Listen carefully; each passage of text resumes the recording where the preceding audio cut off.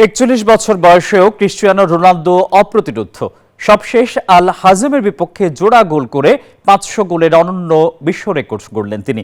তার নৈপুণ্যে লিগ টেবিলে শীর্ষে ফিরল আল নাসর।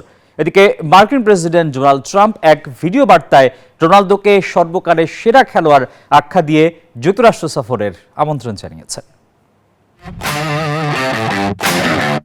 বয়স যে কেবলই একটা সংখ্যা আবারও প্রমাণ করলেন ক্রিস্টিয়ানো রোনালদো।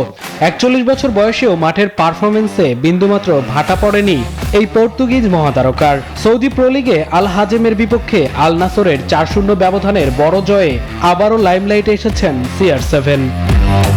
জোড়া গোল করে দলকে জেতানোর পাশাপাশি তিনি গড়েছেন এক অনন্য বিশ্ব রেকর্ড। ৩০ বছর পার হওয়ার পর ক্যারিয়ারে ৫০০ গোলের মাইলফলক স্পর্শ করেছেন তিনি, যা ফুটবল ইতিহাসে আর কোনো খেলোয়াড়ের নেই।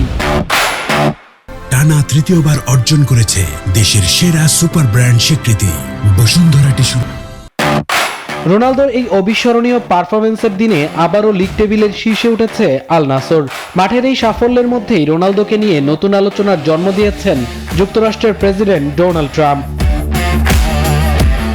সামাজিক যোগাযোগ মাধ্যমে এক ভিডিও পোস্টে ট্রাম্প রোনালদোকে সর্বকালের সেরা আখ্যা দিয়েছেন, আমন্ত্রণ জানিয়েছেন যুক্তরাষ্ট্রে যাওয়ার।